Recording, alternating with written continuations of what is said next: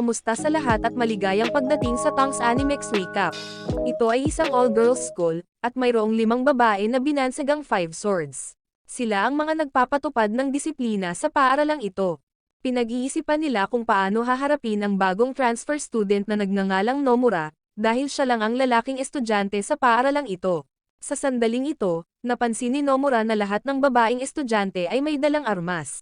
Ito ang nakakagulat sa kanya. Lumalabas na si Nomura ay pinatalsik sa kanyang dating paaralan, dahil nasugatan niya ang mahigit 40 estudyante doon.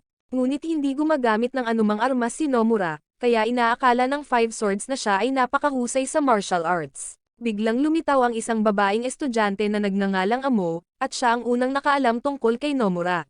Samantala, nakilala ni Nomura si Masuko. Nagkamali siya ng tingin na si Masuko ay transgender. Lahat pala ng boys dito kailangan mag-disguise as girls. Ganito sila namumuhay ng mapayapa sa paaralang ito. Kaya't sinabi ni Masuko kay Nomura na kailangan niyang matutunang iyuko ang kanyang ulo. Ngunit si Nomura ay isang taong pinahahalagahan ang kalayaan, at pumunta siya rito upang maghanap ng makakatalo sa kanya. Habang ang mga babae ay nag-iisip ng mga paraan upang makitungo kay Nomura, sinabi ni Rin na parurusahan niya si Nomura, dahil hindi niya ito papayagan na magrebelde sa paaralang ito. Ngunit binalaan siya ni Amo na mag-ingat sa kanyang magic bullet. Kaya naghanda si Rin na makipagkita kay Nomura. Sa sandaling ito, dumating si Nomura sa silid-aralan. Bigla niyang nakasalubong si Rin. Nagulat ito sa kanya. Hindi maintindihan ni Nomura ang nangyayari. Pinilit siya ni Rin na sundin ang mga patakaran ng 5 swords, ngunit hindi alam ni Nomura kung sino ang 5 swords. Ang 5 swords pala ay 5 babae na kumokontrol sa Aichi Academy. Dahil ito ay isang all-girls school, pinoprotektahan ng 5 swords ang mga babaeng estudyante mula sa mga lalaking estudyante, at ang mga babaeng estudyante lamang ang pinapayagang magdala ng mga espada. Ngunit tumanggi si Nomura na tanggapin ang pagiging nakatali sa kanilang mga alituntunin. Kaya nagpasya si Rin na kailangan niyang disiplinahin siya. Biglang gumalaw ng napakabilis si Nomura. Nang palihim niyang sinilip ang kasuotang panloob ng isang babae, agad na tumalon si Nomura sa bintana. Nagulat ito sa lahat, pero mabilis siyang hinabol ni Rin. Inatake niya kaagad si Nomura. Napansin niya na napakahusay ng swordsmanship ni Rin. Biglang, nagawa niyang harangan ang espada ni Rin, ngunit determinado si Rin na huwag pakawalan si Nomura. Sa sandaling ito, napagtanto ni Rin na ang ibabang bahagi ng katawan ni Nomura ay hindi kapani-paniwalang malakas, dahil marami siyang sinanay. Ngunit patuloy na tinutokso ni Nomura si Rin. Nagalit ito, kaya ginamit niya ang reverse breathing technique. Lumalabas na ang pamamaraan na ito ay tulad ng katawan na naglalabas ng isang dayuhang bagay. Pinapalakas nito ang kanyang pisikal na lakas. Sa hindi inaasahang pagkakataon, napigilan ni Nomura ang kanyang pag-atake. Ngunit patuloy na inaatake ni Rin si Nomura, nagdulot ito ng pagkapunit ng kanyang kamiseta. Maging ang bilis ni Rin ay hindi kapani-paniwalang mabilis. Biglang nilaslas ni Rin ang mukha ni Nomura. Natuwa ito kay Nomura. Napagtanto niyang napakalakas ni Rin. Bigla niyang inilabas ang kanyang sandata. Ito pala ay isang pares ng guwantes, at nagawa niyang harangan ang mga pag-atake ni Rin. Sa hindi inaasahang pagkakataon, ang iba pang 5 swords ay nagmamasid sa laban. Nag-e-enjoy sila. Sa sandaling ito, si Nomura ay na-corner sa isang puno ni Rin. Patuloy niyang inaatake si Nomura, kaya kinailangan ni Nomura na magsikap na depensahan ang kanyang mga pag-atake. Sa hindi inaasahan, umiwas siya. Hinihintay na pala ni Nomura si Rin na maubusan ng hininga. Bigla, ginamit niya ang kanyang magic bullet technique para salakayin si Rin. Ito ang naging dahilan ng pagbagsak niya. Habang tinutokso ni Nomura si Rin, bigla niyang napagtanto na alam ni Rin ang pangalan ng kanyang pamamaraan. Kaya tinanong niya kung sino ang nagsabi sa kanya tungkol dito. Ngunit sumulpot si Nono at hinampas siya sa ulo. Aksidenteng naging dahilan para maghalikan sina Nomura at Rin. Nagalit ito kay Rin, kaya nanumpa siyang haharapin siya. Sa mga sandaling ito, nakaramdam pa rin ng panghihinayang si Nono sa pagkawala ni Rin. Biglang sumulpot si Mary. Paulit-ulit niyang binanggit ang halik ni Nomura at Rin. Si Choka, ang subordinate ni Mary, ay nanumpa na didisiplinahin niya si Nomura. Samantala, naliligo si Nomura at Masuko. Hindi makapaniwala si Masuko na may minor injuries lang si Nomura, at nagulat din siya sa magic bullet technique ni Nomura. Lumalabas na si Nomura ay nagsanay araw-araw bilang isang bata. Bigla siyang nagtanong tungkol sa karapatang umalis sa paaralan. Ipinaliwanag ni Masuko na, kailangan nilang lahat ang pagsang-ayon ni Rin. Kailangan pa niyang mangolekta ng mga seal mula sa Five Swords. Ngunit ngayon si Nomura ang pinakakinasusuklaman na tao sa paaralan, kaya napakahirap para sa kanya na umalis. Kinaumagahan, bumili si Nomura ng mga pastry para ibigay sa mga babae sa kanyang klase. Ngunit iniwasan siya ng lahat ng mga batang babae, dahil natatakot silang halikan sila ni Nomura. Gusto pala ni Nomura na tanungin sila kung nasaan si Rin. Tinanong pa niya kung anong kulay ng panty ang suot ni Rin noong araw na iyon. Ito ang nagpahiya sa kanila. Pero sabi sa kanya ng isang babae, nilalagnat si Rin dahil natalo siya kay Nomura, at puti ang kanyang panty. Kaya umalis si Nomura. Sa sandaling ito, tinanong ni Nomura kay Masuko ang lokasyon ng dormitoryo ng mga babae. Nagulat ito kay Masuko, dahil binalak ni Nomura na pumasok sa dormitoryo ng mga babae. Samantalang si Rin naman ay nasa kwarto niya na nilalagnat, pero galit pa rin siya kay Nomura. Biglang naalala ni Rin ang paghalik sa kanya. Napahiya ito, dahil ninakaw niya ang kanyang unang halik. Bigla niyang naramdaman na may pumasok sa kwarto niya. Nakapasok na pala si Nomura sa kwarto niya. Nang sasalakayin na sana ni Rin si Nomura, bigla niyang nilapit ang mukha niya sa mukha niya. Lalo siyang natarante nito. Sa sandaling ito, sinabi ni Nomura na naroon lamang siya upang bisitahin siya, at binigyan niya si Rin ng ilang mga pastry. Ngunit naramdaman ni Nomura na tinago ng maskara ang kagandahan ni Rin. Dahil dito, namula siya sa sarili. Biglang isiniwalat ni Nomura, dumating siya para humingi ng exit permit kay Rin. Ngunit sinabi ni Rin na ang permit na ito ay ibinigay lamang sa mga mahuhusay na estudyante. Biglang sinabi ni Nomura na gusto niyang makita si Rin na nakakasual na damit. Naisip ni Rin na gusto niyang makipag-date sa kanya sa labas, kaya binigyan siya ni Rin ng permit. Ikinatuwa nito si Nomura, gusto niyang halikan muli si Rin, kaya napahiya siya kaya nahimatay siya. Kaya't nahuli siya ni Nomura. Aksidenteng pumasok din si Nono. Akala niya ay nanliligaw si Nomura kay Rin, kaya na-activate niya ang lahat ng bitag sa dormitoryo. Natakot ito kay Nomura, at tumakas siya. Sa sandaling ito, nakita rin siya ni Choka, kaya nagpa siya siyang hulihin si Nomura. Hindi niya alam kung sino siya. Si Choka pala ay nakababatang kapatid ni Mary. Sa sandaling ito, dumating din si Nono. Siya at si Choka ay nagsimulang makipagkumpetensya, upang makita kung sino ang susunod na pinuno ng Five Swords. Kaya't pareho nilang inatake si Nomura, pinilit siyang labanan sila. Biglang napagtanto ni Nomura, ang mga diskarte ni Nono ay halos kapareho ng kay Rin. Samantala, tinambangan naman siya ni Choka. Sinabi ni Choka na siya at si Nono ang dalawang tagapagpatupad ng Five Swords. Ngunit tanging si Empress Amo lamang ang exempt sa kanilang parusa. Nagulat ito kay Nomura, hindi niya alam kung sino si Empress. Kakalipat din pala dito ni Amo, at napakalakas niya.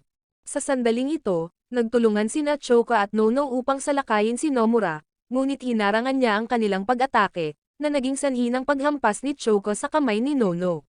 Pagkatapos ay ginamit niya ang magic bullet upang salakayin si Nono, na nagpabagsak sa kanya sa ibabaw ni Choka. Habang gustong parusahan sila ni Nomura, naisip ni Nono na hahalikan niya ito tulad ng ginawa niya kay Rin. Dahil dito ay natakot sila at napaiyak. Samantala, nataranta si Nomura, dahil wala pa siyang ginagawa sa kanila. Sa sandaling ito, pinagmamasdan sila ni Satori. Napagtanto niyang hindi madaling paalisin ni Mary si Nomura. Kinaumagahan, pagpasok ni Nomura sa klase, nakita niya si Rin. Samantala, natakot ang mga babae, dahil natatakot silang mabuntis sila kapag malapit sa kanya. Pagkatapos ay ipinahayag ni Rin na susubaybayan niya si Nomura. Sa sandaling ito, naghahapunan si Mary. Nagpa siya siyang disiplinahin si Nomura kinabukasan, pero narinig niya na sinusubaybayan siya ni Rin. Ito ay nagpalungkot kay Maria, dahil si Nomura ay kanyang biktima. Sa sandaling ito, si Nomura ay nasisiyahan sa pagbabasa ng manga. Sabi ni Masuko sa kanya, ang dalawang babaeng natalo niya ay mga subordinate ng Five Swords. Kaya naman, hindi siya makakatakas sa kanilang disiplina. Ngunit alam ni Nomura na, si Empress ang nakatakas sa disiplina ng Five Swords. Parehong natalo si Rin at Mary kay Amo noon. Dahil dito ay naalala ni Nomura ang taong nakatalo sa kanya noong nakaraan, ngunit akala ni Nomura ay lalaki ang tumalo sa kanya. Kinaumagahan, hinanap ni Rin si Nomura. Dumating pala ito para gisingin siya para sa paaralan. Dahil simula ngayon, susubaybayan na siya ni Rin. Inis nitong si Nomura, at nagtanong siya, susubaybayan mo ba ako kahit na pumunta ako sa banyo? Biglang dumating si Mary, hindi siya natuwa sa pagdidisiplina ni Rin kay Nomura, dahil nakarinig si Mary ng chismis na nanligaw si Nomura kina Nono at Choka.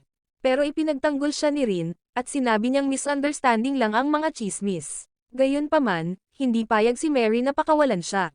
Kaya't sinabi ni Rin kay Nomura na magpatuloy, habang hinarap niya ang bagay kay Mary.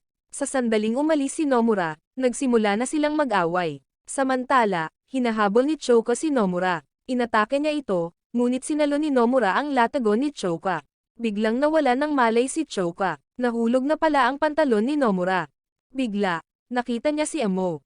Samantala, si Rin ay natalo kay Mary, dahil ang kanyang kalusugan ay hindi pa nakakabawi. Sa sandaling ito, napagtanto ni Nomura, si Amo ang nakatalo sa kanya noon. Ngunit, hindi maintindihan ni Nomura, bakit babae si Amo. Nang sasalakayin na sana niya si Amo, bigla, dumating si Mary. Nakita niyang nahulog ang pantalon ni Nomura, dahilan para mabigla sila. Sa sandaling iyon, nakita ni Nomura na nakaalis na si Amo, ngunit nagalit si Mary. Samantala, naalala ni Amo ang oras na nakilala niya si Nomura. Natalo niya ang kanyang mga nasasakupan, kaya gusto ni Amo na si Nomura ay maging kanyang subordinate. Sa hindi inaasahan, si Nomura ay agad na natalo ni Amo, ngunit siya ay matigas ang ulo na tumanggi na maging subordinate ni Amo. Sa sandaling iyon, natauhan si Amo. Kanina pa siya nag-alinlangan sa pakikitungo kay Nomura, dahil halo-halo ang kanyang emosyon. Nagalit ito sa kanya, kaya determinado siyang patayin si Nomura. Habang nakikipaglaban si Nomura kay Mary, napakabilis ng mga pag-atake ni Mary, at sinaksak niya ang kamay ni Nomura.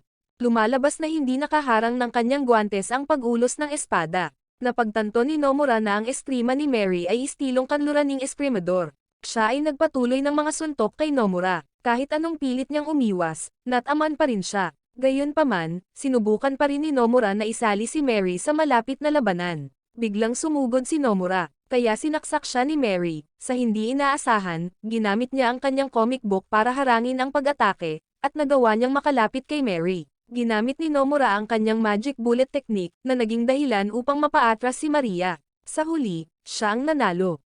Sa sandaling ito, naisip ni Mary na hahalikan niya ito tulad ng ginawa niya kay Rin. Ngunit tumanggi si Nomura, na ikinagalit ni Maria. Akala niya hindi siya kasing akit ni Rin, kaya naisip ni Mary na mas gusto ni Nomura ang maliliit na suso. Lumalabas na hindi pala gusto ni Nomura na pilitin ang iba. Hiniling niya kay Mary na tatakan ang kanyang exit permit para sa kanya. Ngunit inilagay niya ang selyo sa kanyang dibdib, sa pagpilit kay Nomura na kunin ito. Ito ay nagpahiya sa kanya, pero pilit pa rin niyang pinipigilang gumalaw ang mga kamay niya. Dahil ayaw niyang pilitin ang sinuman, nagsimulang mahulog si Mary kay Nomura. Biglang dumating si Rin. Galit siya, sa pag-aakalang may karelasyon si Nomura. Sa sandaling iyon, iminungkahi din ni Mary, na dapat nilang subaybayan ni Rin si Nomura ng magkasama. Kaya nagsimulang magtalo sina Rin at Mary, iniwan si Nomura na walang magawa. Kinaumagahan, sinundan ni Rin at Mary si Nomura, dahilan para hindi siya komportable. Ngunit sa huli ay nasilip niya ang kanilang damit na panloob, dahilan para mapahiya silang dalawa. Sa puntong iyon, bumalik si Warabi mula sa kanyang paglalakbay. Nakita niya si Rin at Mary na umaatake kay Nomura, at nalilito sa nangyayari. Kaya nagsimulang imbestigahan ni Warabi si Nomura. Napagtanto niya na ang dalawang miyembro ng Five Swords ay interesado sa kanya, ito ay isang bagay na hindi katanggap-tanggap. Kaya nagpasya siyang kumilos para madisiplina sila. Pagkatapos noon, nagsimula siyang magplano ng sarili niyang laro. Samantala, nakita ni Nomura si Masuko na nakabitin sa isang flagpole, na ikinabahala niya. Sinubukan siyang pigilan ni Rin at Mary, dahil masama ang kutob nila sa mga nangyayari. Biglang sumulpot si Warabi. Pagkatapos ay sinimulan niya ang kanyang sariling laro. Nagdulot ito ng pagkalito kay Nomura tungkol sa kung ano ang binabalak ni Warabi. Ipinaliwanag niya na kung makapasa si Nomura sa kanyang hamon, kukunin niya ang kanyang selyo sa kanyang exit permit, na pumukaw sa interes ni Nomura.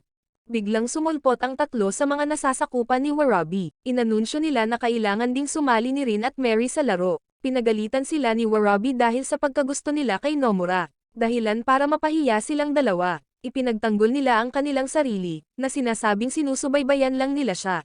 Gayunpaman, sinimulan ni Warabi ang laro. Ang unang hamon ay naging isang sumo match, na ikinatuwa ni Nomura. Inutusan ni Rin si Nomura na manalo sa unang round, dahil si Warabi ay lalahok sa ikatlong round, ginagawang mas mababa ang pagkakataong manalo. Sa puntong ito, namigay sila ng 3 sumo belt sa lahat. Biglang dumating sina Nono at Choka, inaatake ang mga kampo ni Warabi. Ngunit mabilis na natalo sina Nono at Choka, dahilan para magalit sina Rin at Mary at pinigilan sila. Galit na galit sila na may nanakit sa kapatid nila, kaya nagpasya silang sumali na rin sa laro. Samantala, natapos na ni Nomura ang pagtali sa kanyang sumo belt, at hiniling ni Narin at Mary sa kanya na tulungan silang itali ang kanila, na nagpahiya sa kanilang dalawa. Napansin ni Mary na masyadong mahigpit ang pagkakatali ni Rin sa kanyang sinturon, nag-alala ito. Sa wakas ay natapos na nilang ayusin ang sinturon. Samantala, si Warabi ay nag-livestream ng laban para mapanood ng lahat. Napahiya naman si Narin at Mary. Samantala si Nomura ay nagsasaya. Pagkatapos ay lumitaw ang kanyang kalaban. Isang oso pala ang kalaban niya. Nagulat ito kay Nomura. Napagtanto nila na ito ay panlilin lang ni Warabi. Sinabi niya na kung maaari nilang talunin ang oso, hahayaan niyang dumaan ang 3 tao. Natuwa ito kay Nomura, kaya nagpasya siyang labanan ang oso. Sa puntong ito, nagsimula ang laban. Agad na inatake ni Nomura ang oso. Naisip ni Warabi na walang epekto ang pag-atake ni Nomura. Ngunit napagtanto ni Rin, sinadya niyang gamitin ang magic bullet. Pero nakatayo pa rin ang oso. Kaya ipinagpatuloy ni Nomura ang paggamit muli ng magic bullet. Gayunpaman, ang oso ay nakakontra pa rin sa kanya. Nagpasya si Nomura na itapon ito sa labas ng ring. Sa hindi inaasahang pagkakataon, nagawa niyang buhatin ito. Nang itatapon na niya ang oso, bigla niyang natuklasan na kumalas ang sinturon ng oso. Ito pala, ayon sa mga panuntunan ng sumo. Kapag natanggal ang sinturon ng isang tao, matatalo ang taong iyon. Kaya nanalo si Nomura, pinasaya nito si Narin at Mary. Nagalit si Warabi. Desidido siyang manalo sa susunod na round. Biglang napagtanto ni Nomura na umalis na ang lahat. Nagulat sila. Inihayag ni Warabi, na sa loob ng 10 minuto, kailangan niyang tumakbo sa rooftop. Inayos pala ni Warabi na harangin ng kanyang mga nasasakupan si Nomura. May kabuuang 34 na tao ang humarang sa kanyang mga landas. Sa puntong ito, hinarang ni Narin at Mary si Nomura. Ngunit determinado pa rin siyang makilahok, dahil gusto niyang iligtas si Masuko. Nagpasya siyang pumuntang mag-isa, pero nagpasya pa rin si Narin at Mary na sumama sa kanya. Pinasigla nito si Warabi. Sa puntong ito, hinihintay ni Nomura si Rin at Mary na magpalit ng damit. Ngunit naramdaman niyang nagtatagal sila. Kaya binuksan niya ang pinto, nagalit ito at pinalayas siya. Sa puntong ito, dumating na rin sina Nono at Choka. Tutulungan daw nila ang mga ate nila, kaya pareho silang sumali sa hamon. Nang ipaalam ni Nomura si Narin at Mary, nag-alala ito sa kanila. Pero sinabi niyang magtiwala sila kina Nono at Choka. Nang sisirain na sana ni Nomura ang pinto at papasok sa paaralan, biglang sumulpot si Satori, member din siya ng Five Swords. Nagulat ito kina Rin at Mary, habang nakatingin si Nomura sa mga mata ni Satori, hindi niya maintindihan kung si Satori ay mabuti o masama. Samantala, nakita ni Warabi na naligtas si Masuko. Biglang nakarating ang grupo ni Nomura sa rooftop. Nagulat ito sa kanya. Sa puntong ito iminungkahi ni Nomura, na kung matalo si Warabi, kailangan niyang balutin ng isang sumo belt para makita ng buong paaralan.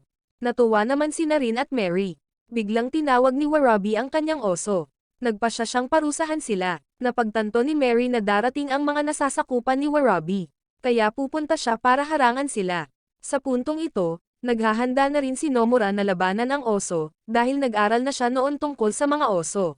Sa hindi inaasahang pagkakataon ay nataman si Nomura ng oso. Samantalang, hinarang ni Mary ang daan patungo sa rooftop. Nakikipaglaban pa rin si Nomura sa oso. Agad namang inatake ni Rin si Warabi. Sa hindi inaasahang pagkakataon ay nasugatan si Rin. Nag-alala ito kay Nomura. Naghagis pala ng dart si Warabi sa kanyang balikat. Naramdaman ni Rin na napakagaan ng kanyang paggalaw. Sa puntong ito, nagpatuloy siya sa pag-atake kay Rin. Nagpumiglas ito kay Rin, dahil hinaharangan ni Warabi ang lahat ng kanyang pag-atake. Sa hindi inaasahang pagkakataon ay hinulaan ni Rin ang susunod na galaw ni Warabi. Samantala, nakikipaglaban pa rin si Nomura sa oso. Ngunit ang kanyang magic bullet technique ay hindi makasakit sa oso. Hinaharangan pa rin ni Mary ang mga nasasakupan ni Warabi. Gayunpaman, nasugatan din siya. Sa puntong ito, nagpasya si Narin at Warabi na tapusin ang laban. Ngunit napagtanto ni Nomura na nawawalan ng focus si Rin, kaya pinaalalahanan niya si Narin at Mary. Sabay pala silang gumawa ng plano kanina, kaya naman natahimik si Rin. Pagkatapos, sinubukan ng oso na salakayin si Nomura, ngunit sinuntok niya ito sa mukha, at natalo ni Nomura ang oso. Agad ding natalo ni Mary ang mga nasasakupan ni Warabi.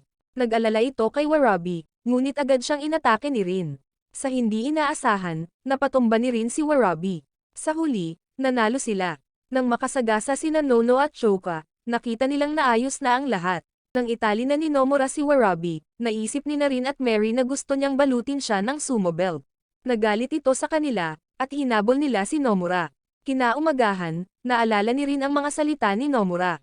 Pinuri niya si Rin, ang cute-cute daw niya kapag walang maskara. Sa puntong ito, pumasok si Nono sa silid. Sinabi niya kay Nono na tatanggalin niya ang maskara. Samantala, nag-spray si Mary ng maraming pabango, na ikinatuwa ni Choka, dahil napakaganda ni Mary ngayon. Pagkatapos noon, nagsama-sama silang subaybayan si Nomura. Ngunit nakita nila si Nomura na hinahangaan ng maraming babae, kaya hindi komportable si Narin at Mary. Nang humikab si Nomura sa klase, sinipa siya ni Rin, dahil hindi siya seryosong nag-aaral. Samantala, pinabalik ni Mary sa klase ang iba pang mga babae, dahil patuloy silang sumusunod kay Nomura. Sa oras ng tanghalian, patuloy na hinabol ng mga babae si Nomura, na ikinalito ni Narin at Mary. Sa puntong ito, nakita ni Nomura na galit si Narin at Mary, kaya sinabi niya sa kanila na huwag mag-pout, dahil hindi sila magmumukhang cute na ganoon. Galit si Narin at Mary kaya sinaktan siya. Nang matapos ang paaralan, napagtanto ni Rin na hindi niya napansin ang kanyang mga bagong damit. Naramdaman din ni Mary na hindi niya napansin ang kanyang pabango. Nakaramdam sila ng pagkadismaya. Samantala, pinagmamasdan pa rin sila ni Warabi. Kinagabihan ay galit pa rin si Narin at Mary. Kaya nagpa siya si Mary na ipagpatuloy ang pagwawasto kay Nomura. Sa puntong ito, naramdaman ni Nomura ang isang bagay na mapanganib. Napansin ni Masuko na may nakatingin kay Nomura.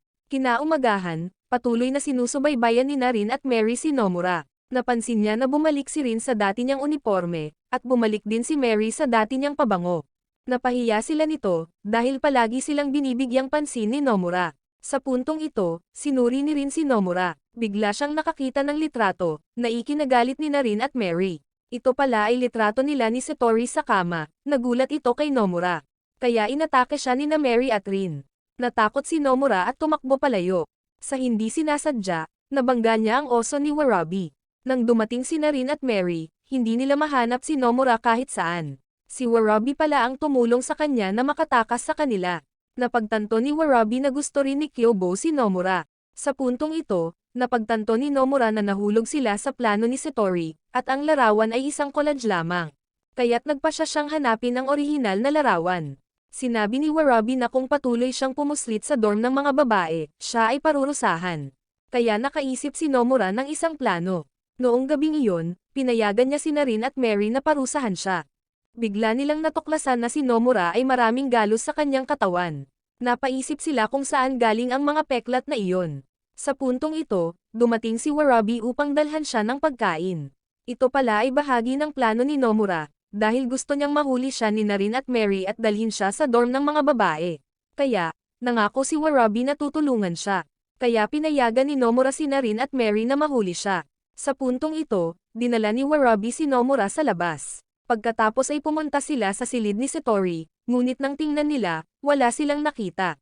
Kaya naisip ni Warabi na si Satori ang kumuha ng litrato kasama niya, at siya ay kasalukuyang naliligo. Natuwa ito kay Nomura. Sa hindi inaasahan, maraming bitag sa dorm. Biglang may dumating, kaya itinago ni na Warabi at Kyobo si Nomura. Ngunit hindi sinasadyang nahawakan ni Nomura si Kyobo. Napagtanto niyang babae ang oso. Napahiya at hinimatay si Kyobo. Sa kabutihang palad, nagawa ni Warabi na takpan si Nomura, at salamat doon, nakatakas sila. Sa puntong ito, pumasok sila sa pagpapalit ng silid ni Satori, ngunit natuklasan sila ng mga nasasakupan ni Satori. Agad niyang binato ang mga ito ng pana. Buti na lang at hinarang sila ni Warabi para protektahan si Nomura. Biglang lumabas si Satori mula sa shower, na ikinagulat ni Nomura. Napagtanto niyang alam ni Satori na pupunta siya rito. Nakatulong pala si Masuko kay Satori, at nang gabing iyon ay pumasok siya sa silid ni Nomura. Kaya palihim niyang kinuhanan ng litrato si Nomura. Samantala, galit na galit din sina Mary at Rin, dahil akala nila ay may karelasyon si Nomura. Kaya, determinado silang huwag siyang patawarin.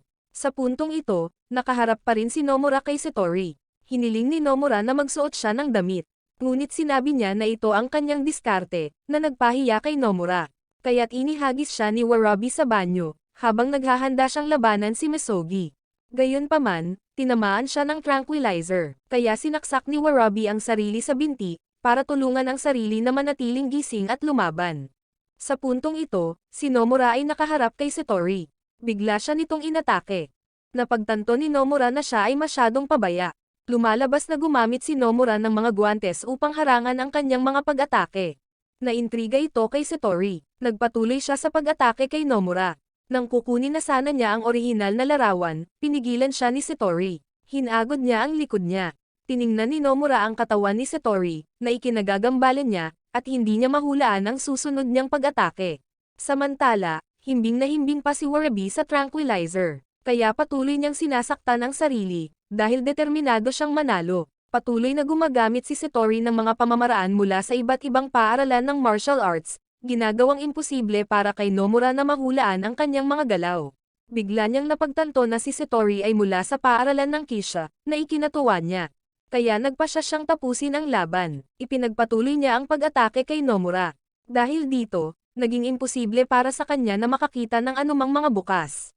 Pakiramdam ni Nomura na si Satori ay isang halimaw. Bigla siyang nakaisip ng paraan para talunin si Satori. Hinubad ni Nomura ang lahat ng kanyang damit, inilantad ang emosyon ni Satori. Sa hindi inaasahan, napigilan niya ang mga pag-atake nito. Natuklasan pala ni Nomura na nakatutok lamang si Satori sa isang lugar kapag umaatake. Samantala, binalikan din ni Warabi si Satori. Sa huli, si Nomura at Warabi ay nagwagi. Sa sandaling ito, narinig na ni Anaba ang lahat mula sa banyo. Samantala, gusto ni Warabi na makita ang mukha ni Masogi, na ikinagulat niya. Binantaan ni Satori si Nomura, sinabing sisirain niya ang orihinal na file ng larawan. Biglang sinampal ni Nomura si Satori sa mukha, dahilan para mahulog ito sa tubig. Naniniwala siyang karapat-dapat ito, dahil pinaiyak niya si Rin. Dahil dito, nakita ni Satori si Nomura na lubhang kawili-wili.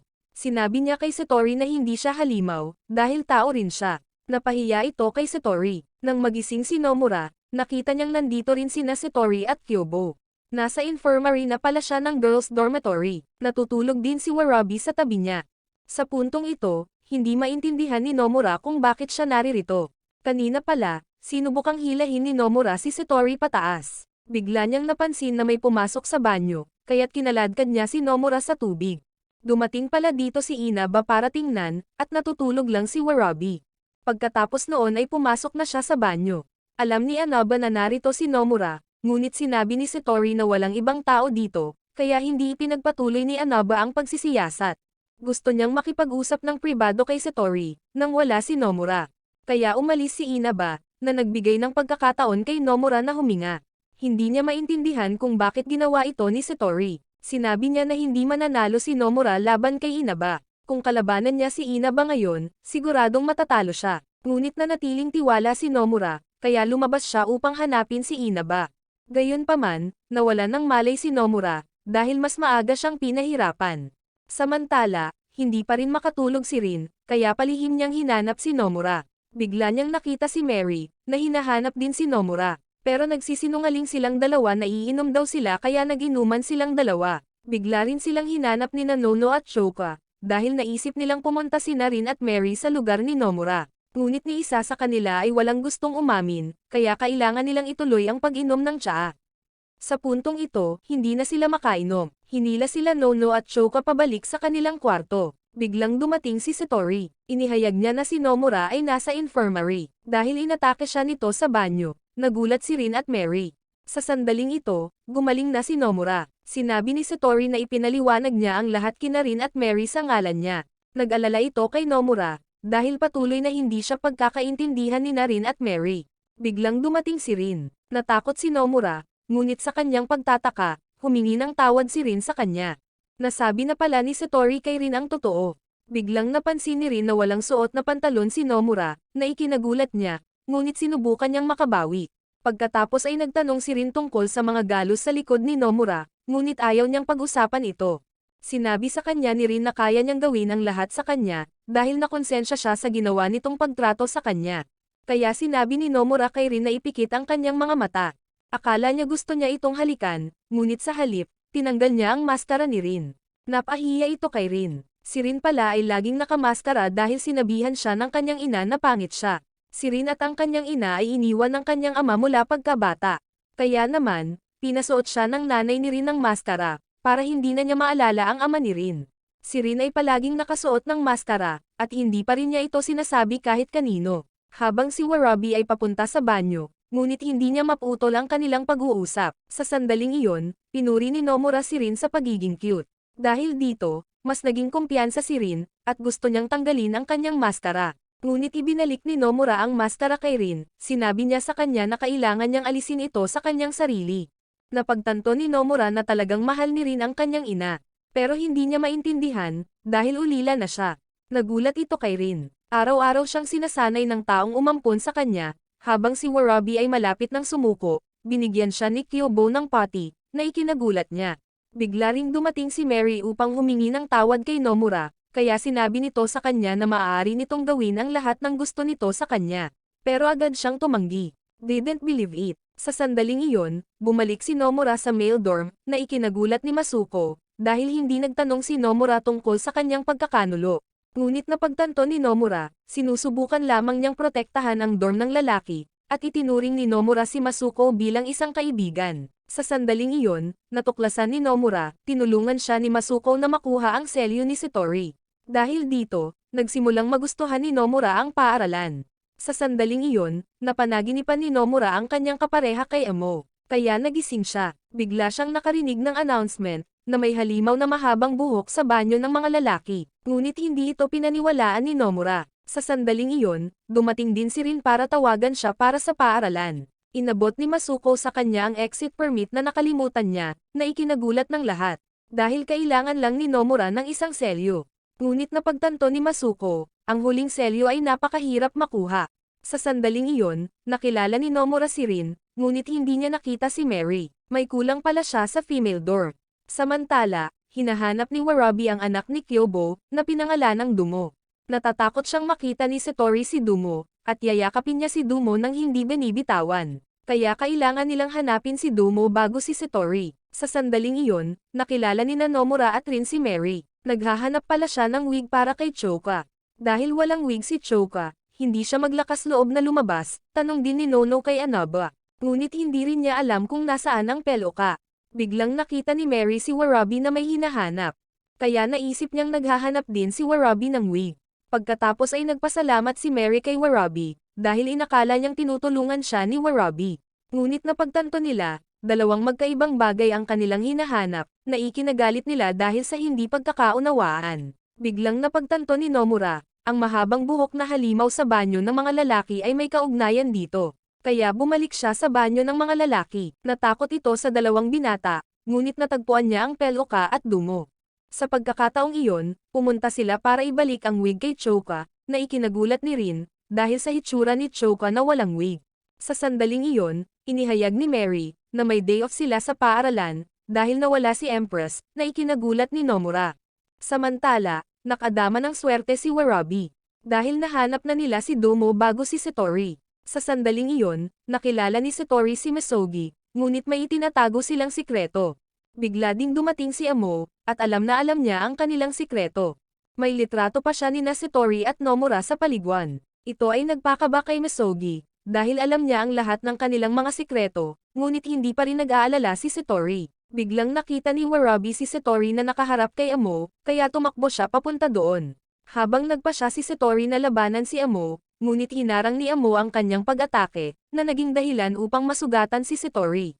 Nang haharapin na niya si Satori, pinigilan ni Misogi si Amo, nakakagulat na Misogi, dahil walang epekto ang mga darts niya.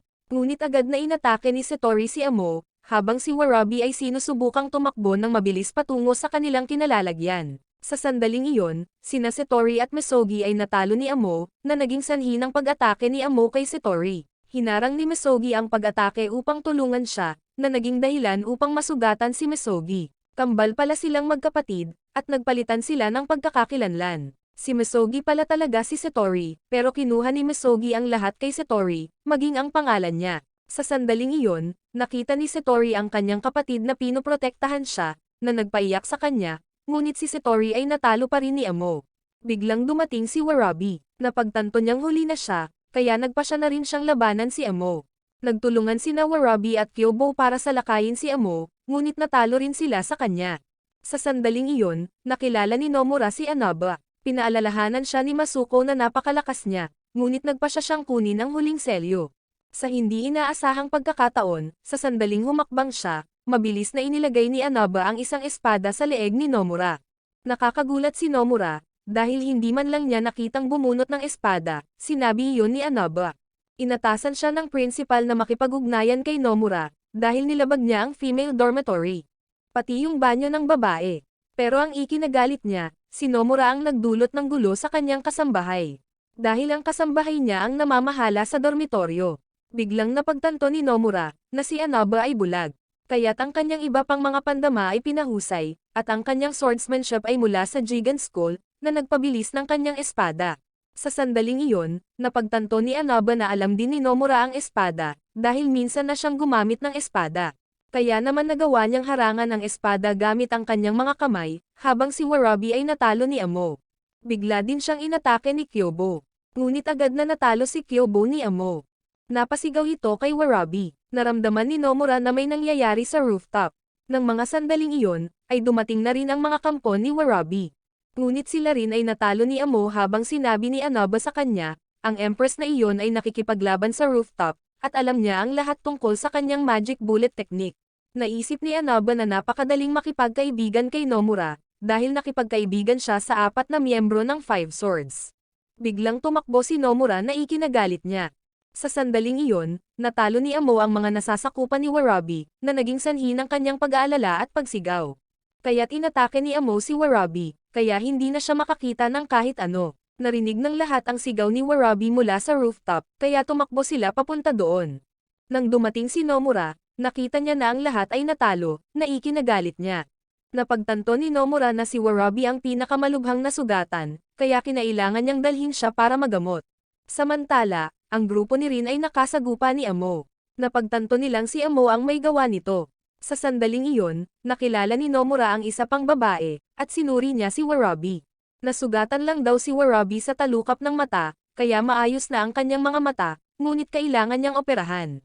Sa sandaling iyon, nakita ni Nomura ang grupo ni Rin na nakaharap kay Amo, at inatake nila siya, ngunit hinarang ni Amo ang kanilang mga pag-atake. Ang kanyang martial art ay Uchi-Ryu Karate, na nagpapahintulot sa kanyang buong katawan na kumilos na parang talim. Nagulat ito kay Rin at Mary. Bigla niyang tinutukan sina Nono at Choka, ngunit pinigilan ni Anaba si Amo. Biglang tinanong ni Anaba si Nono, magkaibigan naman tayo di ba? Kaya't nagpa siya siyang protektahan sila. Gusto rin pala niyang makipagkaibigan tulad ni Nomura. Naintriga ito kay Amo, dahil gusto niyang labanan si Anaba.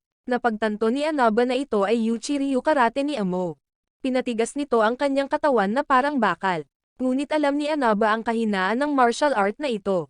Nagtitiwala siya na mas mabilis siya kaysa kay Amo. Nanlamig si Rin at Mary, dahil mukha silang dalawang demonyo. Biglang nagsimulang umatake si Anaba, at sinaktan niya si Amo, nasugatan siya.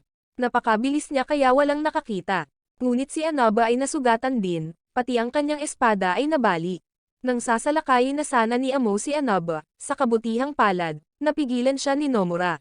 Nakita ni Amo si Nomura, na ikinagalit niya. Ramdam ng lahat ang galit ni Amo.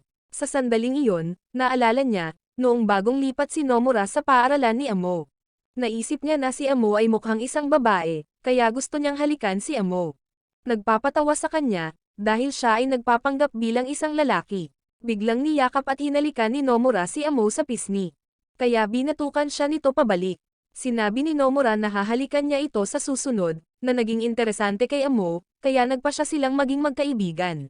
Pagkatapos noon, nakilala ni Nomura ang isang kaibigan na madalas mabuli, at gusto niyang ipakita kay Nomura sa paligid ng paaralan. Tinanggihan pa niya ang imbitasyon ni Amo, na ikinagalit ni Amo. Kaya sinaktan niya ang kaibigan ni Nomura, dahil gusto niyang makasama si Nomura sa kanya. Nagalit ito kay Nomura, kaya inawi niya si Amo. Sa sandaling iyon, patuloy na inatake ni Nomura si Amo. Pero tinamaan siya ng isa sa mga hampas niya. Sa hindi inaasahang pagkakataon ay ayos na si Nomura, dahil lagi itong may dalang libro. Pagkatapos niyang matalo kay Amo noong nakaraan, napagtanto ni Nomura, siya pa rin ang Amo tulad ng dati. Samantala, hindi maintindihan ni Anaba kung bakit tumakas si Nomura kanina, ngunit pagkatapos ay bumalik siya.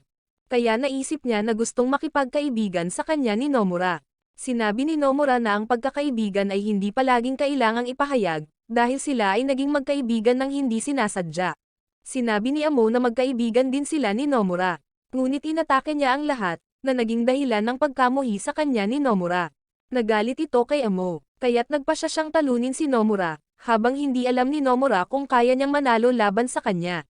Dahil sa huling pagkakataon ay hindi niya kayang protektahan ang sinuman. Biglang napagtanto ni Rin, ang naunang pag-atake ni Anaba ay naging epektibo. Kaya napagtanto nila, ilang bahagi lang ng katawan ang matarget niya. Pagkatapos ay pinalakas ni Rin si Nomura.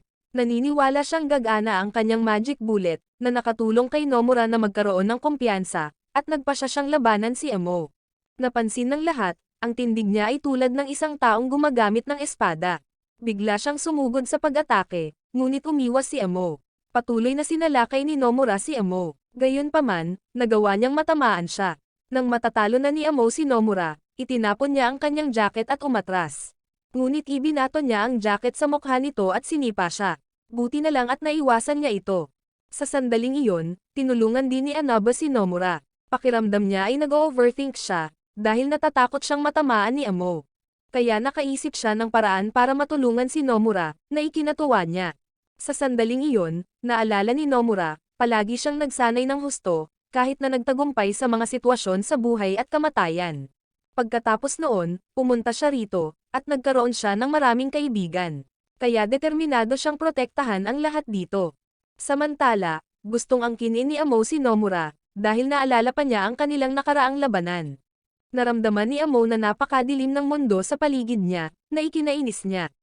Ngunit nang makita ni Amo ang liwanag ni Nomura, ginawa nitong kawili-wili ang lahat sa kanya. Kaya't nagpasya siya, kung hindi niya ito maangkin, sisirain niya ito. Naalala niya tuloy, sa tuwing nakikita niyang nakikipagkaibigan si Nomura sa ibang mga babae, hindi siya komportable, at si Nomura lang ang hindi yumoko sa kanya. Sa sandaling iyon, hinubad niya ang kanyang jacket para labanan si Amo.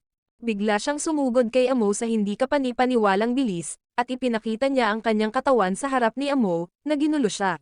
Bilang resulta, hindi malalim ang kanyang pag-atake. Lumapit si Nomura sa kanya, at ginamit ang kanyang magic bullet technique, na naging dahilan para mapa-atras si Amo. Lumalabas na sa nakaraang labanan ay tinamaan din si Amo ng magic bullet ni Nomura, ngunit ito ay nahimatay. Nang haharapin na siya ni Amo, tumigil siya. Sa sandaling ito, ipinagpatuloy ni Nomura ang pag-atake kay Amo, at patuloy silang nagsusuntok sa isa't isa. Napagtanto ni Anaba na hindi sila nagtatanggol, at nag-e-enjoy sila. Samantala, nakaramdam ng saya si Amo, dahil naramdaman niya ang sandaling ito. Pag-aari niya si Nomura. Akala niya ay malapit nang matalo si Nomura, ngunit gumanti ito gamit ang kanyang magic bullet technique. Gayunpaman, tinamaan din si Nomura. Nang malapit na siyang mag-collapse, sinalo siya ni Amo. Napagtanto niya na si Nomura ay hindi lumalaban para manalo, siya ay lumalaban upang patunayan ang kanyang sarili. Kaya naiintindihan niya ang damdamin ni Nomura. Sa sandaling ito, sinabi ni Amo kay Nomura na wakasan siya, napagtanto niyang nahulog na ang loob niya sa kanya. Hiniling ni Amo na maging kanya si Nomura, pero tumanggi pa rin siya, kaya natalo niya si Amo. Sa puntong ito, galit na galit si Anaba kay Nomura, dahil ang pamamaraan na itinuro nito sa kanya ay hindi pa ganap na pinagkadalubhasaan.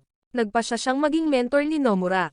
Nagulat ito sa lahat, nangako siyang ibibigay sa kanya ang huling selyo, na ikinabahala ng lahat, dahil hindi kailanman yumoko si Nomura sa sinuman noon paman. Biglang sumulpot ang mga babaeng nakamaskara, at sinadya nilang harapin si Amo. Buti na lang at dumating si Yukino, siya pala ang principal ng paaralang ito. Inihayag niya na si Nomura ay pinatalsik. Sa sandaling iyon, pumunta si Nomura sa infirmary. Narinig ni Masuko ang balita na si Nomura ay mapapaalis na. Pagkatapos noon, nagsimulang bisitahin ni Nomura ang lahat, gumaling na si Warabi.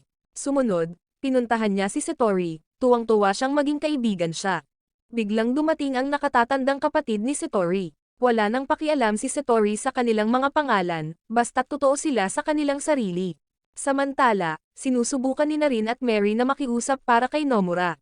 Ngunit hindi pa rin binaliktad ni Yukino ang kanyang desisyon. Sa sandaling iyon, nakilala ni Nomura si Anaba, sinabi niya sa kanya na umalis na si Empress.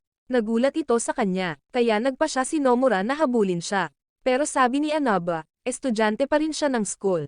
Kaya hindi siya makaalis dito, at ibinigay niya kay Nomura ang pangwakas na selyo.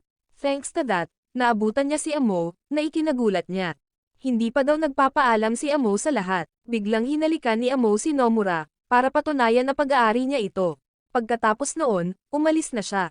Sa sandaling iyon, nakilala ni Nomura si Rin. Nakita niya si Rin na nakasuot ng casual na damit na labis na ikinatuwa niya. Pero malapit na siyang mapatalsik. Bigla ding dumating si Mary, ipinaalam niya kay Nomura. Joke lang pala ang pagpapatalsik ni Yukino kay Nomura, na ikinagulat nila. At sinabi niya kina Rin at Mary na bantayan ng mabuti si Nomura.